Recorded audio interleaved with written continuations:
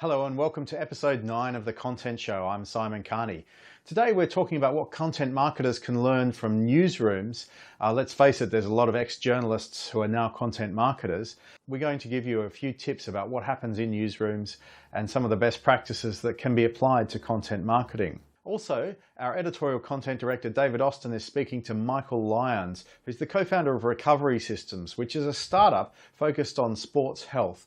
He's got some very interesting insights into using personal chat on his website as well as chat bots. He's starting up an ambassador program to get his athletes, his customers, to become, in a way, influencers and help him provide stories about their recovery journeys. It's an interesting challenge for him because he's got lots of verticals in different sports and how to connect with those and B2B, B2C with a reseller program. I really want to find out what they're up to and hopefully show some value in how we'd approach their recovery.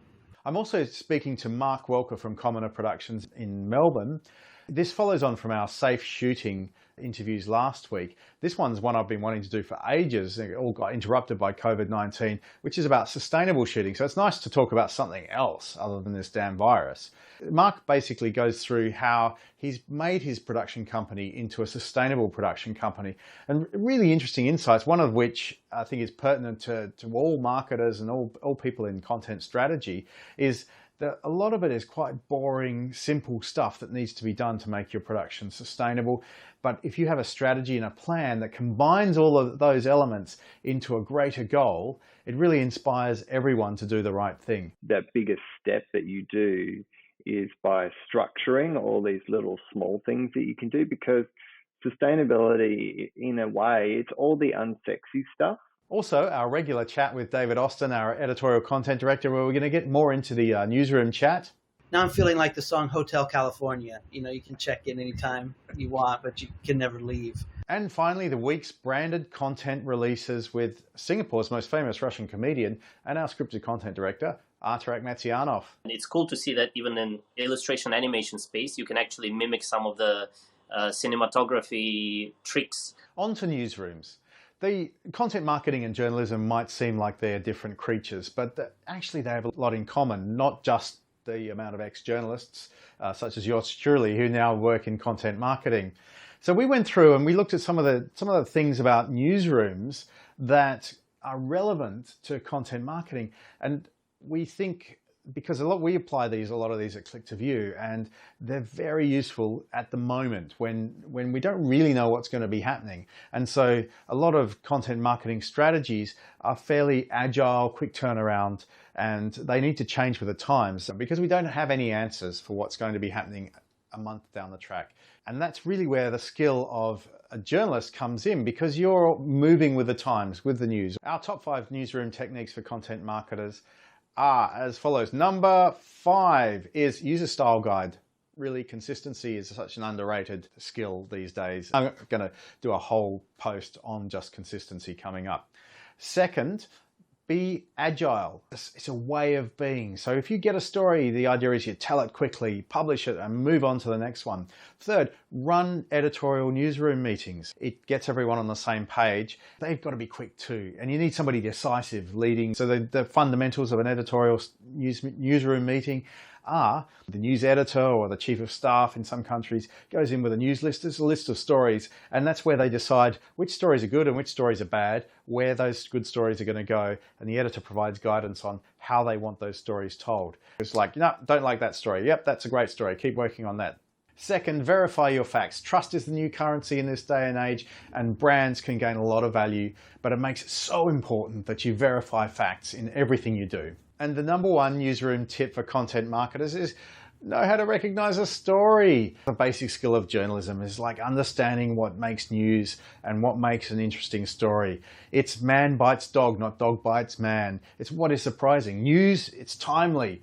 There are a dozen reasons why a newsroom philosophy will apply to content marketers, but that's just 5 of our suggestions. Next up, we've got the highlights of David Austin's interview with Michael Lyons from Recovery Systems.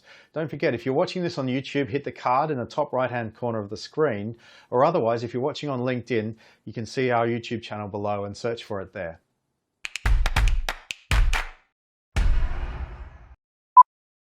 We always thought of it as storytelling, and we wanted to involve our athlete, our customers who are athletes, who are leading weekend warriors. Some of them are professional athletes, and we wanted to give them a voice via what we're doing, Mm-hmm.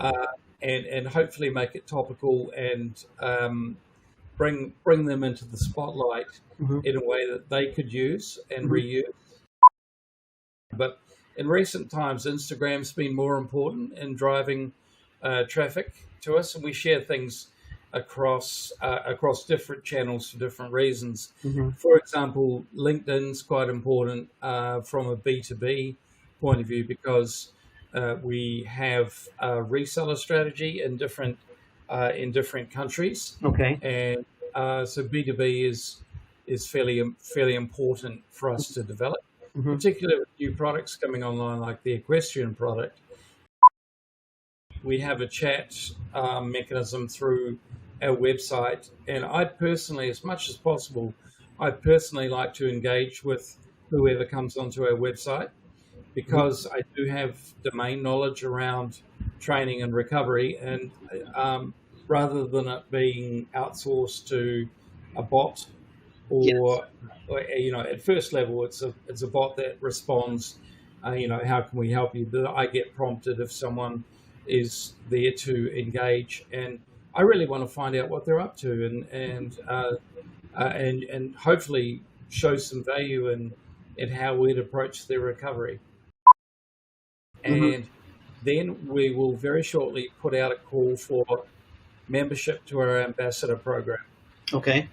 So this will be first cab off the rank. They will get a very big discount Mm-hmm. off the product in return for certain things around marketing, social media, Mm-hmm.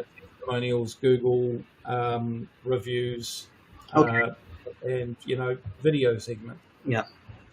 We have this concept during this time, or this motto, and the motto is double down on digital. So Mm-hmm. we're in the middle of doing a website refresh, which has taken far longer than Mm-hmm. normal. I think a lot of people would say that that's just the way it is. Mm-hmm. And we're working on interviews and just taking a look at how we go about that, getting better at MailChimp and the email nurturing of of potential customers. This is a really great interview. If you want to watch the full interview, if you're watching on YouTube, hit the card in the top right-hand corner of the screen, or if you're watching on LinkedIn or Facebook, search for our YouTube channel, which is listed below. Next up, the highlights of my interview with Mark Welker about sustainable shooting. As I said earlier, hit the card if you're watching on YouTube, or search for our YouTube channel below if you would like to see the full interview.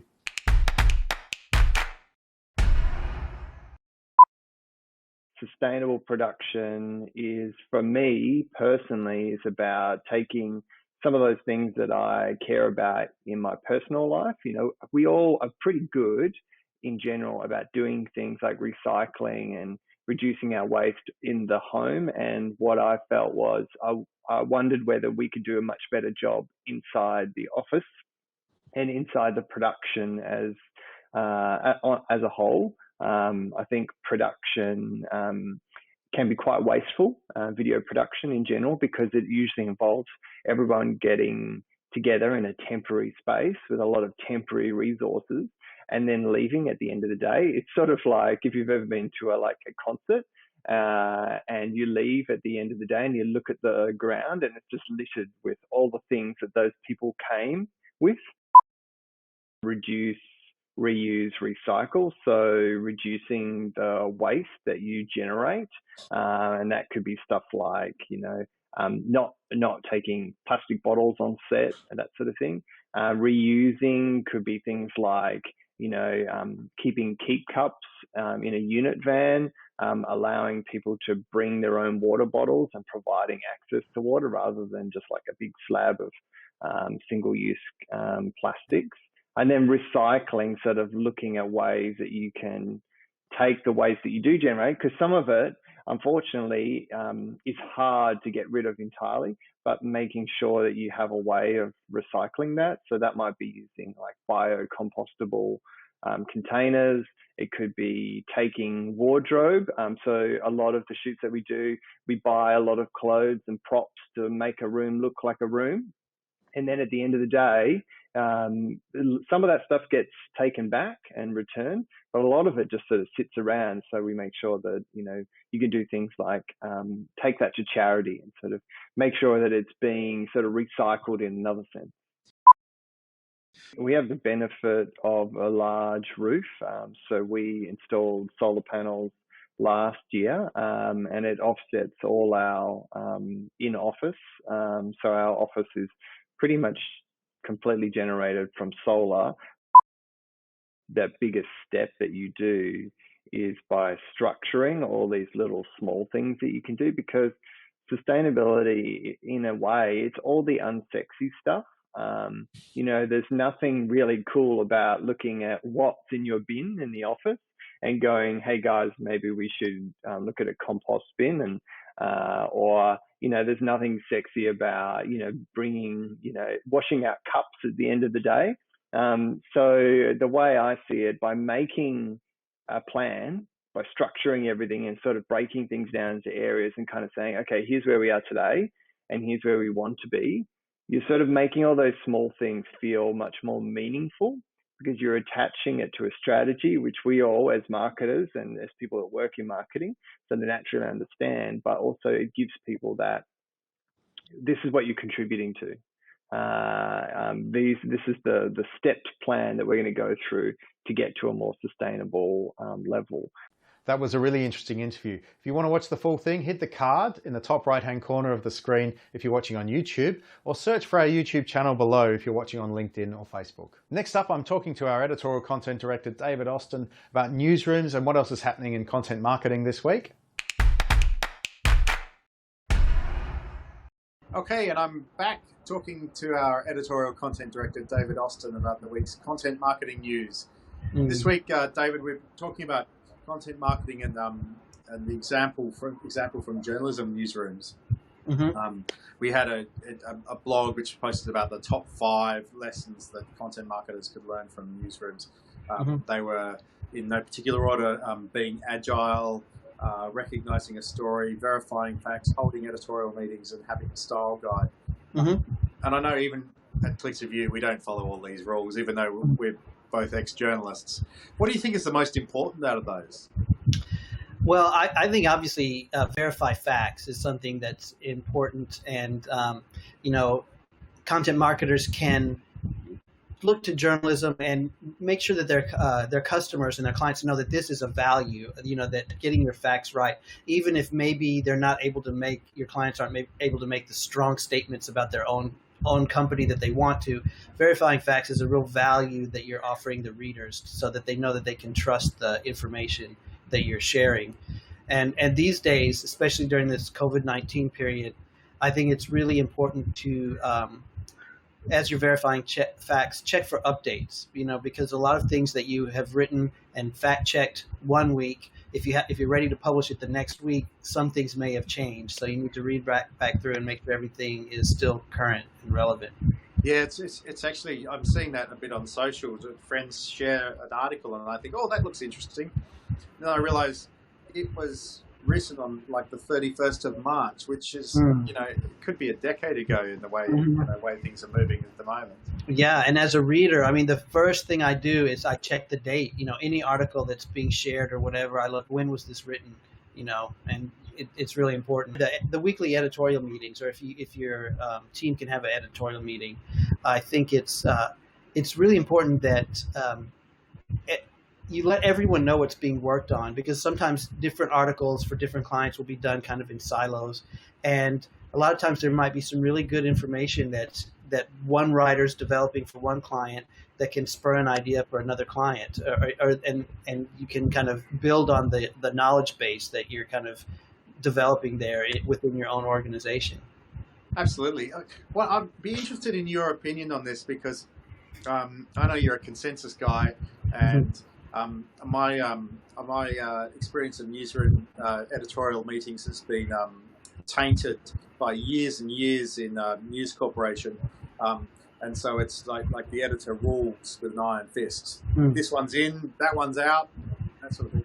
How do you think it should work on a content marketing sense, where that sort of hard-assed approach is not really going to work in a corporate environment? Mm-hmm. Well, honestly, I've spent more of my time in a corporate environment, so I've kind of seen the opposite of that, where things are allowed through simply because it is such. Maybe you have so many cooks in the kitchen that the only consensus product that can end up is very watered down and not really of much use to anyone. So yeah, it's kind of a balance. I think that's going back to the point about like verifying facts and things like that. Sometimes that can be a tool that you can use to perhaps increase the quality of what you're putting out, making it about the piece and not necessarily about just following one person's or ruffling other people's feathers. Just keep it about the work itself. Yeah, exactly, and that's I guess also where knowing what a good story is comes in, which is a particular skill that comes from journalism. So that's how you run those meetings and how you identify what are the good stories.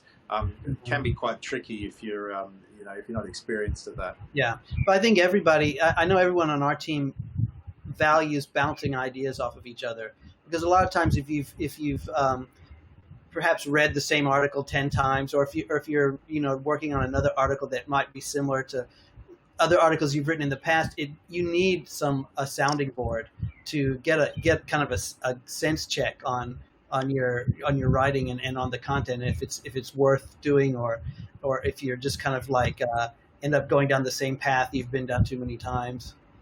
Yeah, it's actually quite amazing.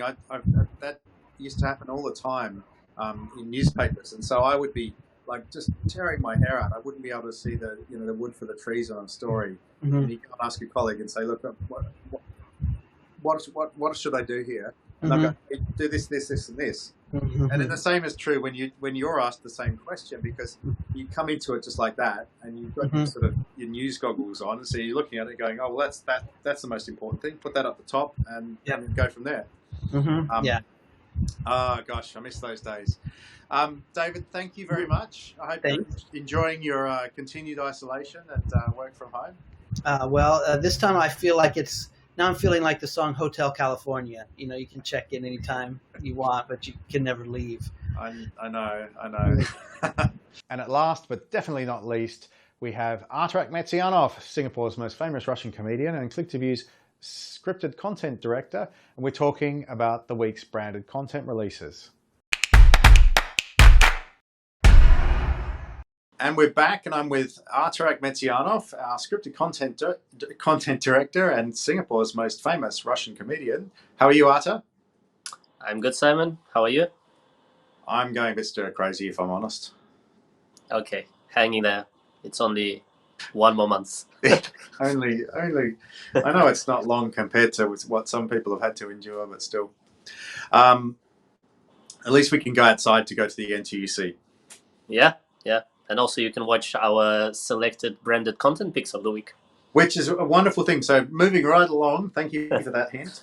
The first one is from MailChimp, which is the story of a challenging entrepreneurial dream to turn Kyrgyzstan into an international tourist destination. It might be a bit hard now. Yeah, it is. I think it was hard even before the lockdown, let's be honest. But it's a very nice piece of original content by MailChimp, featuring this guy called Emil. And essentially, it's an entrepreneur. So I think probably he lived in some bigger cities in Kyrgyzstan, and he moved to this small village, which is at the mountain bed. And basically, he's trying to turn it into some sort of international resort. And he said that the first year, I think there were like 5 people who came to this place. Then that winter, when they were filming, it was already 100. And in the first time in the history of the village, they actually had like a full tourist bus coming, and that was like a historical event. So it's very nicely done. And also because Kyrgyzstan is part of the former part of this ex-Soviet Union, you see just the villages, probably they look like a lot of Russian villages, and I'm sure there are some hidden gems like that, and guys are basically riding horses even in winter. So there was a funny joke that he met the villager, and the villager said that because in the winter everyone wears sunglasses because the sun is shining, and basically the snow, you have the snow blind, and he was joking that if they put like a green glasses on top of the horse, if the horse will think that the snow is grass and it will start eating it. So yeah, I guess they're just having fun the way they can. Did it make you want to visit? I mean, I think you would actually like to visit because it's they're turning into a ski resort, and he has some plans to establish like skiing. Because I don't ski, but I know that you do, so probably you should visit it. Yeah, sounds good. Again, off the beaten track, Mahan travel agency. Explain a video for its loyalty program to tell us about Jamal's bad decisions, I should say.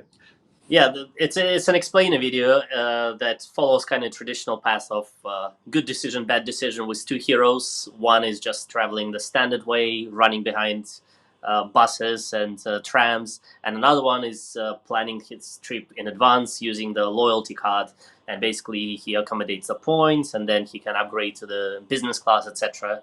But I kind of picked it for the visual style because I tried to also look for some animation styles, and this was done very nicely. And it's cool to see that even in illustration animation space, you can actually mimic some of the cinematography tricks. Like, for example, it's an animation video, but you can still see like the sun glare and even like the rack focus effect. So it's kind of cool that they try to mimic the best of the best tricks. Nice. Now the next one is with cars, part of the urban landscape. Toyota shares Danish architecture firm Third Nature's vision for a new urban design focused on sustainability. Well, we've been talking about sustainability today in the content show, trying to avoid the coronavirus. Tell us a bit more about this one. That's a story of two architects who basically became partners. One was from the landscaping field, another was from planning and urban development. And they basically said that originally they thought that city is city and then nature is nature. They kind of separate. But then they realized that that whole thinking was wrong. And they need to think in terms of sustainable urban design where nature and urban environment can actually coexist. And basically that's why they joined the forces, and they feature a couple of projects and talk about their vision. One of the projects was, for example, Copenhagen, where they're based. They have huge floodings, which are very expensive. And basically, they just created a very simple solution. They use like bricks, but put holes inside them. And it just aggregates all the rainwater, and then it can be reused as well. And they finish with a very ambitious big project that they're building some sort of sustainable island somewhere in Copenhagen. So it's kind of really cool to see what's going on there. My sister studies architecture, so who knows, maybe she will end up also in this sustainable urban design field, but it looks very exciting. Well, I think everyone in architecture probably will eventually. Copenhagen's a beautiful city as well, so it's quite interesting to see. Now on to architects to artists in lockdown. The UBS Open Studios looks at how Israel's Oren Fisher is working creatively from home. This one sounds interesting as well. Yeah, UBS did a series of videos featuring different artists under the lockdown, and this guy he won a Sotheby award, and basically he was preparing for the show because the winner gets the solo show, solo exhibition that was supposed to be in end May, but clearly it's going to be postponed. But he's still trying to be busy. He talks that he misses his mom, his friends, but still trying to be creative. But despite working in his studio every day for 10 hours, he confesses that he spends too much time on Facebook. And finally, the quarantine version of the Budweiser "What's Up" ad. What's up? That's a legacy. That's a heritage. Yeah, it's beautiful that Budweiser just used the old video and basically just did this sort of, I don't know, probably it's not deep fake, but they just replaced the voice with the current thing, so they just edited the lip syncing, but the actors, all the props, you see the landlines, big computers, and yeah, it's basically what I'm doing. I'm just in the lockdown. What's up, and yeah, it's just nicely done. You know what? This is a genius idea for the for advertisers at the moment. You know how the some of the big galleries around the world are getting people at home to recreate the paintings, the classics. Mm-hmm. Maybe the advertisers should be doing just lockdown remakes of all their favorite old ads and see Yeah. what they come up with. That's yeah. Yeah, they should be. They should be. I don't know whether they would like to actually do like user-generated content, basically just commissioning people to butcher their old commercials. I'm sure the brand police will be very upset about that. Ha, who knows? Interesting idea anyway. Well, Artur, thank you very much. Thanks, Simon. Stay safe. Take care. Will do. And thank you for watching. That's episode 9 of the Content Show. I'm Simon Kearney, brought to you by Click to View. Have a great day.